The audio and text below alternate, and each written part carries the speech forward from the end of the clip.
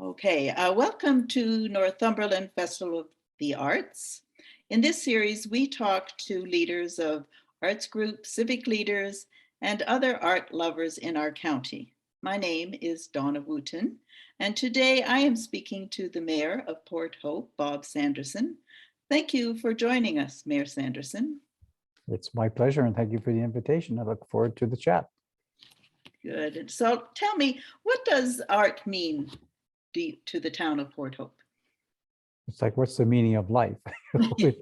I mean, there is no community without art and culture. I think that's, in my mind, unquestionable. It's why we put a budget behind it for sure. It's why we support it, but it's always community driven.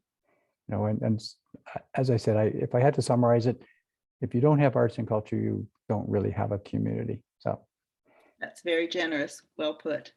Thank you. And so what do you see your role and council's role in the Northumberland art scene? Obviously we have a fairly strong focus in our own municipality, but partner with Northumberland generally. I think our role, certainly as council, is a lead role, but also a supporting role. Community grants, obviously meeting requests, attending, when the opportunity arises, and encouraging our population generally to enjoy the value that arts and culture bring. And I can say, I think from a Port Hope perspective specifically, we're extremely active. We have talent from far and wide, and almost too many events. I would hate to say we have too many, but there's no shortage in choosing arts and culture events to go to. So what do you think is your town's proudest achievement related to the arts? Well, I certainly think the Capitol Theater has to be, kind of at the head. We've supported as a council, certainly through, the pandemic, and putting in a significant investment in the theater. And it goes along with the, heritage and requirements, but it, as you said, it's probably one of the things we would highlight, and we continually do, because it's sort of a pivotal and far-reaching heritage building. The events that are held through the Capitol Theater, not just the arts festivals and stuff like that, but the plays, the kids going. So it probably has a strong focus, but I'd also say our overall proudest thing is that we support arts and culture. And we do it strongly.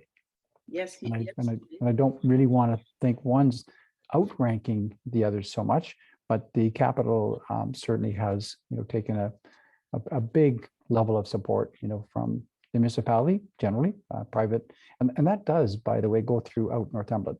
The people who are supporting the Capitol Theater are not just in Port Hope, they're throughout Northumberland and even outside of Northumberland. So again, I really do feel what I think council should be proud of, the municipality should be proud of, is how much we do value arts and culture. Yes. I think Port Hope can identify itself through the Capitol. It does attract visitors that come and stay overnight and participate in other activities around town. And it certainly, as you say, it did attract an awful lot of support throughout the community. And big fundraiser lately, you've done a lot of renovations to the Capitol Theater, haven't you? They haven't slowed down at all. Really, they've adjusted, I think, well to their programming, to the restrictions that COVID has brought, and it really has brought out the resilience of the communities. So obviously, the community has high value, in the arts and culture. There are other events. The Rotary Club has supported kind of a literary focus this past year too, and that was surrounding Farley Mowat, right. This upside down boat thing. And we have, and I guess it's where you define arts and culture, because I don't have a real limitation on it. Float your fanny down the Ganny is art. We have Critical Mass, kind of a unique group bringing things forward to the community that you might not otherwise have. And certainly from a literary perspective, from our artisans, our crafts people. If you look at the farmers market and things that are there sometimes, and if you look at certainly our festivities now, are very much focused around the artisan community. For sure, for sure. And can the arts help the Northumberland's economy? Do you think like that?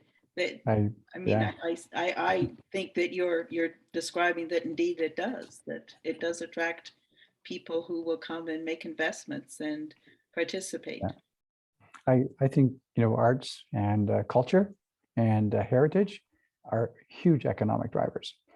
People come to the community because they see that there are things like that to do. You can go through pottery studios, paint studios. We have our house tours with architecture.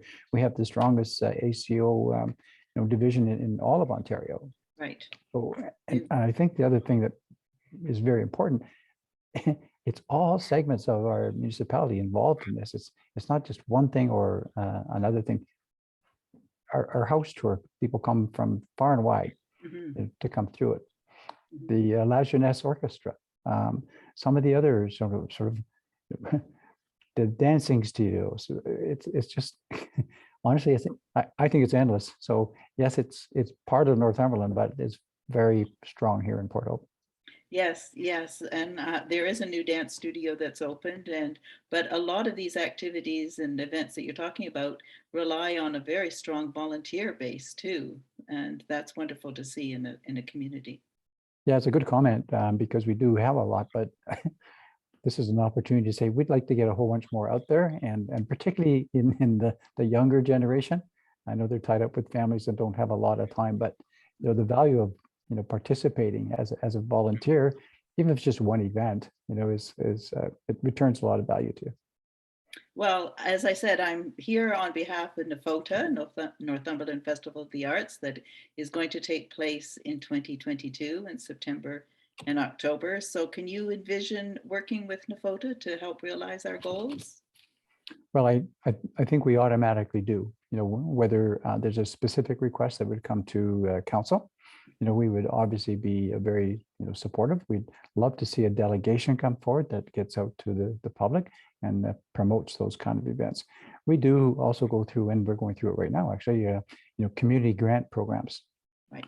And the groups that come forward for that are sort of the artisan groups and some of the other areas which may not get government funding, but they're very dependent on municipal support, and we do provide that.